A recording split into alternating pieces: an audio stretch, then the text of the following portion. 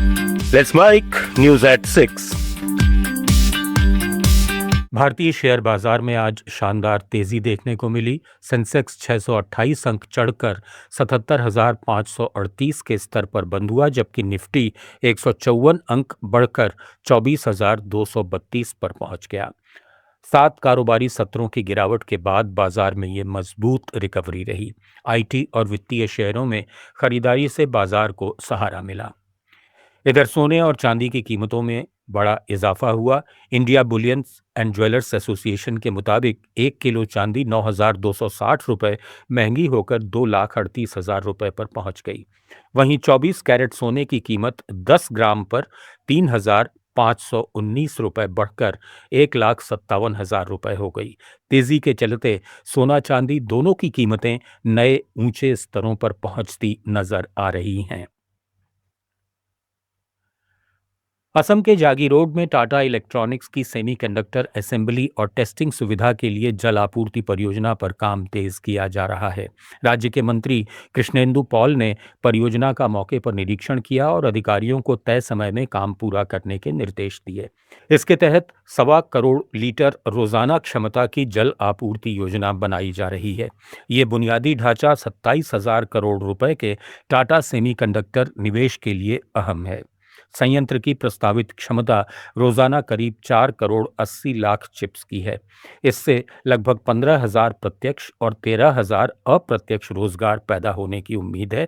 उत्पादन इसी वित्त वर्ष में शुरू करने का लक्ष्य है। ग्लोबल एआई कंपनी फेनोम भारत में अपना विस्तार कर रही है।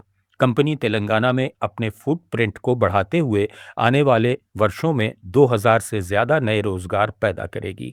हायरिंग और वर्कफोर्स ट्रांसफॉर्मेशन के क्षेत्र में काम करने वाली इस फर्म ने तकनीक, टैलेंट और इनोवेशन में निवेश बढ़ाने की योजना बनाई है।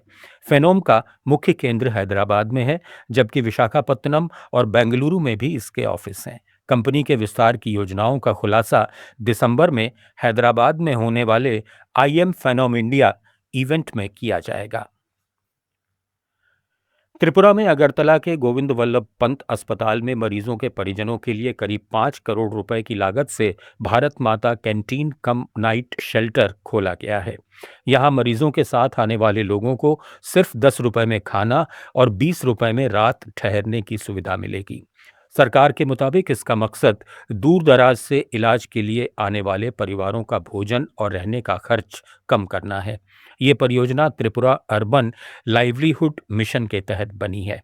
राज्य में ऐसे करीब 12 शेल्टर हाउस बनाए जा रहे हैं, जिनमें 11 का निर्माण पूरा हो चुका है और 9 पहले से चालू हैं।